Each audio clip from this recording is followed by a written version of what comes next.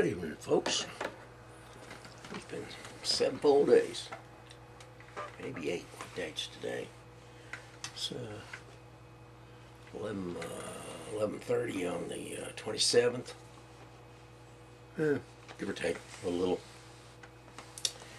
Week's been fairly uneventful. Got some subjects I want to broach here. Tell a little story. Talked to my oldest son, Carl, on the phone this week. That's he and I. We don't talk as much, maybe, as we don't agree on a lot of things. So a lot of times the chat between us is fairly short. But we had a very, very comfy chat this past week, which was nice. Got me a new camera. Still camera. You remember I told you about the old one? That, I don't know if I did. I have an old Kodak, and not old, it's about a year or two old Kodak camera that I like to put things on Facebook. Camera takes good pictures. The pictures go right in my computer, slick, into a file. But if you try to transfer the photos out of the file onto Facebook, will not happen. So, got this to replace it. It's not new, but it's actually quite a quantum leap ahead of the other camera. As far as I can tell, it works just fine. I'll be back up posting things on Facebook. Now I have, in the last 2-3 weeks, been using the video camera. It has a still setting on it, and it works as long as you use a tripod and everything's dead steady. If you don't get it dead steady, and the pictures are a little fuzzy or a lot fuzzy, or, it's a very good video camera. I have it right now on its lowest resolution setting, and it comes off pretty good. One of the things that happens if you set it on the highest resolution and then try to load something on YouTube or Facebook, takes forever, all night. 25 minute tape could take hours to load. So, but I set it on the lowest resolution, and it zings right along. Takes 35 minutes, and the quality seems to be up to snuff. Now, it could be it's these two cheap floodlights, wannabe floodlights that I have up here. They 100 waters, $6 a piece. Clip them on the bookcase over there, and I got studio quality, I guess. Tomorrow, being Sunday, my darling is going to go to Weatherford to spend the day with her boys out there, and I'm going to stay home. And I have related in some of the other tapes the reason that I've pretty well done that. The weather, my thermostat, or my heat or cold tolerance, is really marginal. If it gets much over 80 degrees, my electrolytes get all fouled up, and I get dizzy and sick at my stomach, and it's bad. And if it gets down below, say, 60 or 50 with the wind blowing, it's just as bad. I'm cold, I'm not comfortable. So, as a rule of thumb, unless tomorrow's just going to be paradise lost, I don't go. I'm going to stay home with Gypsy, and we will batch it all day. And, yeah, it'll be alright. Going to miss my darling, though. She won't be here. Let me see what I got a story I want to tell you tonight, but we'll get into that in a little bit. Oh, yeah. This past week, Tiana and I am a military retiree. And from time to time, we have to go out to the base facility out what used to be Carswell here in Fort Worth. There was a military base called Carswell Air Force Base. Well, some years ago when they were on one of their economy kicks, they decided they were going to close Carswell down, and everybody in Texas went out of their tree. So then they amalgamated the Air Force and the Navy, and I think there's some Army out there, Marines, and they call it the Fort Worth Naval yada yada. It's got Navy, but it's got Air Force planes sitting all around. All your planes that are out there for to look at. They're all Air Force, but it's a Navy facility. Anyway, I have a tag on my windshield of my vehicle that ran out, and Tiana's ID card ran out, so we went out there. When did we go? Thursday. And we had her tag redone, and we had her ID redone, and we had the new tag put on the car. And then we went to the commissary in BX and just looked around, and I bought some of the cheap gas. Gas out there is about 10-15 cents a gallon cheaper than any place else you could buy it. Now, problem being, something on the order of 70 miles up there one way. So driving up there for a tank of gas and coming home would be like going to St. Louis for day-old bread, so that won't work. But if we're in the neighborhood and we're up there, yeah, that's where I'm going to buy my gas.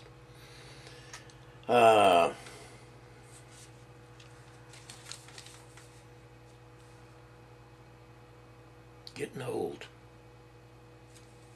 I was in there getting my tag for my car.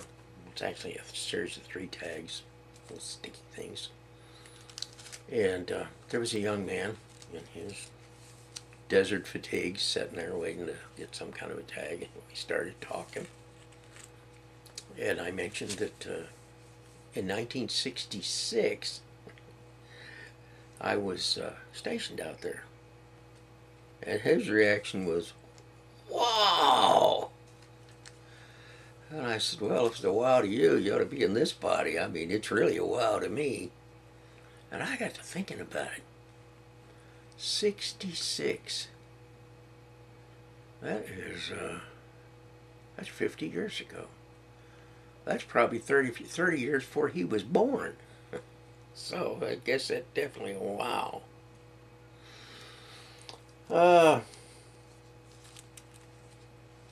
Politics. The Boston Marathon blast. There's actually a school of thought out there on the right side of the political spectrum. They think the thing was posed. They think that the whole thing was a farce, and that the people laying on the ground with their legs blowed off were actors. To these people, and that the cops, and there were some Navy SEALs that were there for security, and they think all these guys were in on it. Is it realistic to believe that the entire Boston Police Department, plus the security, the SEALs, and the other people that they had around the neighborhood there, were all paid off so that they could carry on a charade? And I mean, I looked on YouTube, and I mean, they had documented proof. They had one guy with his leg blowed off at the knee with a part of his shin bone hanging down this far. They said he was an actor. It was all a put on. Do people really believe that? There's a guy named Alex Jones, and he's on YouTube, and I saw him on CNN one night with Pierce Morgan, and he invited Pierce to have a fight, said we'll put up a ring, and he was screaming and yelling that it'd be 1776 again if the government came to get the guns. Anyway, this Pierce Morgan has been pushing this theory that that the whole thing was a charade. Had it figured out the first day, and he had this great long dissertation, about how it was a farce. And I listened to Rush Limbaugh, Sean Hannity, this dwarf here, and there's a word that I wish my president would apply to them. And I think it does apply. It's called sedition. And I'm going to read here what it says. It's Wikipedia. I figure that's as good a source as any. In law, sedition is overt conduct such as speech and organization that is deemed by the legal authority to tend towards insurrection against established order. Sedition often includes subversion of the Constitution and incitement of discontent or resistance to lawful authority. I think this applies to these guys. I mean, you listen to them, and they're inciting all kind of craziness. If that's not sedition, if I was the president, which I'm not, of course, if Obama got the Justice Department to go after him for sedition, they'd be screaming, racial. It's a racial thing, You're doing it because it's you're black, we're white, and it's a racial thing. So I suspect he's between a rock and a hard place. But if I was the president, I'd charge these guys with sedition. I'd have it over with. They need to be something needs to be done with them. Oh yeah, I've got a story I want to relate. Now, those of you that watch my tapes know that I worked for about 37 years in a United States Post Office. And although I was never a postmaster, I did get into a position where I more or less ran my own post office. I became what was called a window technician 6 level. And what a window technician 6 level does is he's out in what they call a contract station. And you got 5, 6 employees, and you're supposed to provide leadership and keep the supplies up. And at the end of the day, you do the bank deposit and close the place down, and you run the place. And it's a higher level paid position. You do make a little more money, and I was a window tech at several stations over about the last 15 years that I was at the post office. Well, once upon a time, I was the window technician at a place called Barden Road. Malheur Station. It was up on Randall Mill Road up in Arlington, Texas. Been by there lately. It's a dry cleaners now. But at that time, it was a very thriving, going operation. Lots of revenue went through there. And I had my little office in the back, and I ran things after a fashion. Didn't have power to fire anybody, but you ran things. So I'm sitting there one day, and I'm doing my bookwork, whatever it was I was doing. I used to have to balance the meter books. The corporate outfits would bring in their postage meters, and you'd put the postage in, you'd make an entry in a book, and every quarter you went through those books and you added and subtracted down to the bottom and made sure the whole thing balanced out. Usually took you about a week because there was thousands of entries. Well, anyway, that's one of the things I did. I'm sitting in there, I don't know, maybe I was doing my meter books, I was doing something. And I hear this voice. I had 2 female window clerks out there. And one of them all of a sudden says, "Snake!" Snake? What? All of a sudden I hear it again. Snake! Holy Toledo, what is going on? So I get up from my chair. walk around the divider that kept me hid from the public. And the lady she's looking back at where the package bins are. And there's a big package in there, a cardboard box, big one. And it had those kind of poke-in handle holes. You've seen them, you know. There's it's a thing about this big where you get your fingers in it and you pick it up, you know.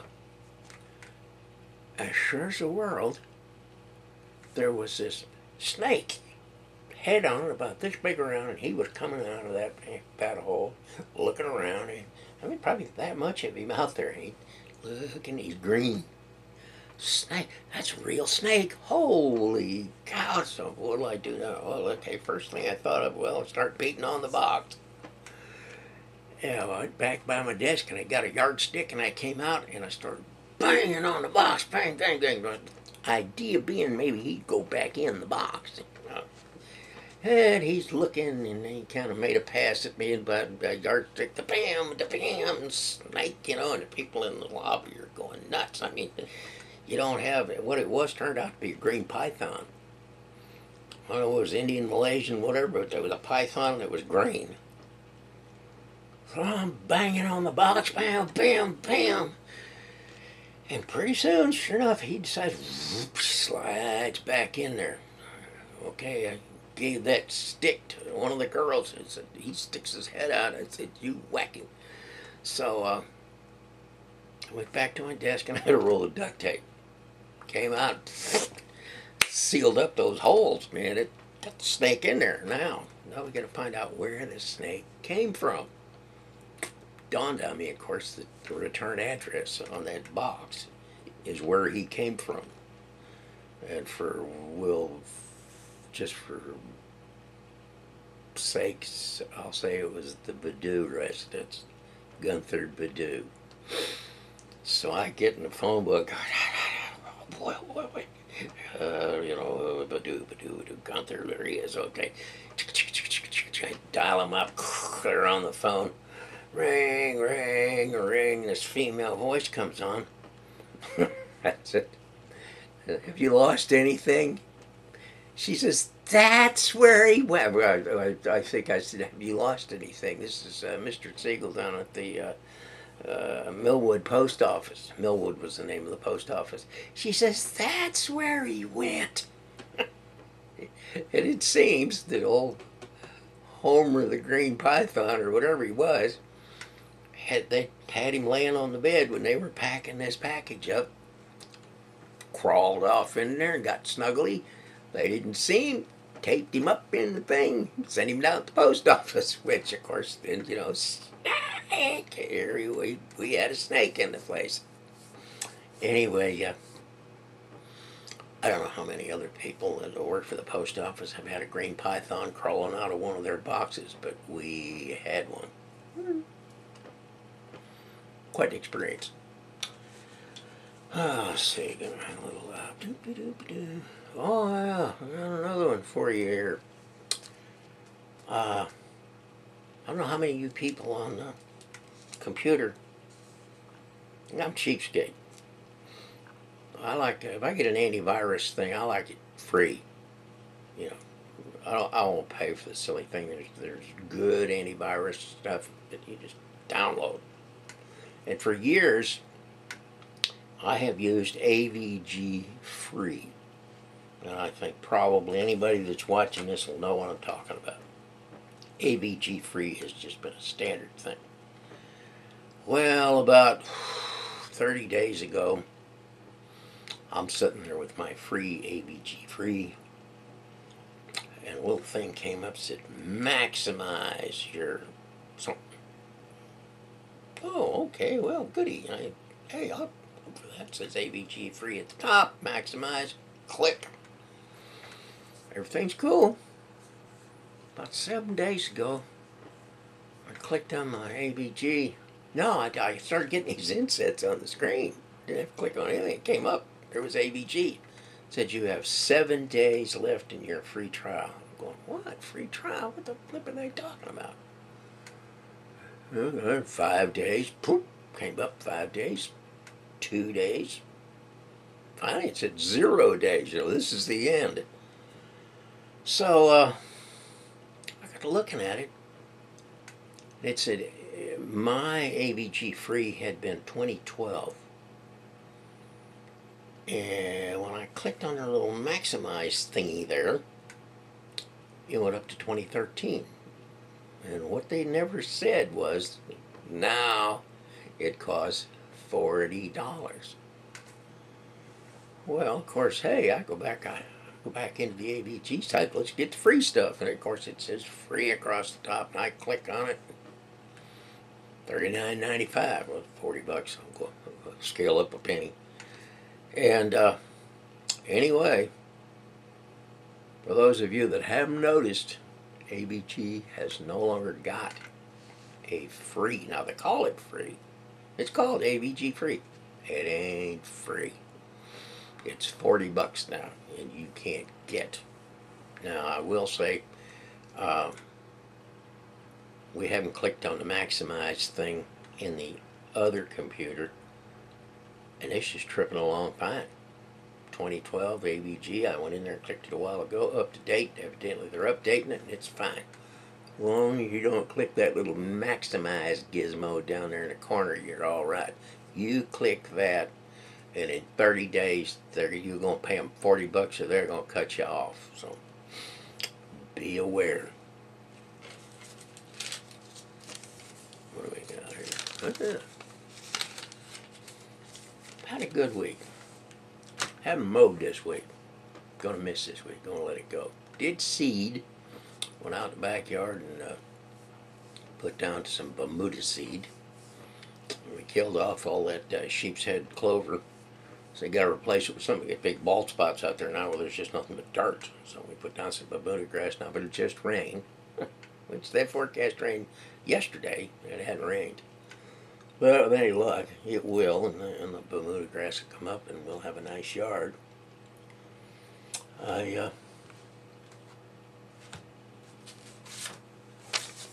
What'd I do? Wait a minute. Where'd it go?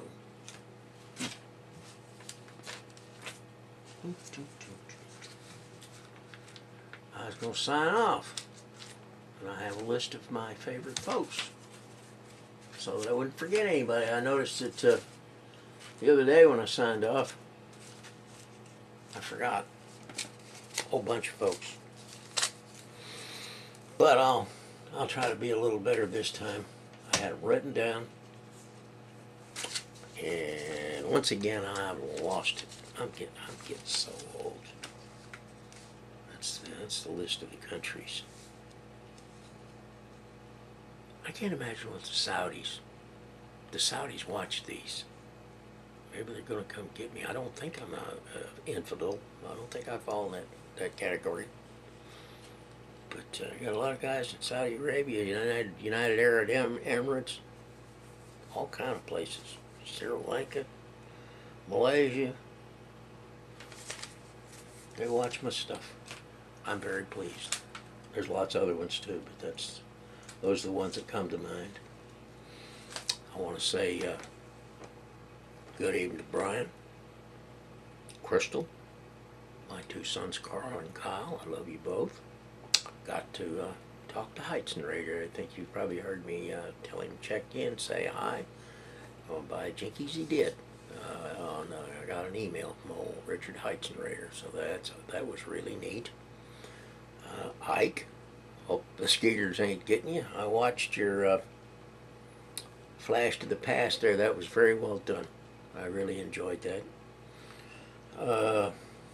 Brian, Josh, Fiddle. A lot of other folks, can't think of them right now. But those of you folks that take the time to watch these, I appreciate it. And hope you enjoyed my snake story. I'm going to shut her down now. Try to load this. I'd try to get those guys for sedition. I would. Oh, by the way, did you notice my hair's getting thinner? Just look at that bald spot right there.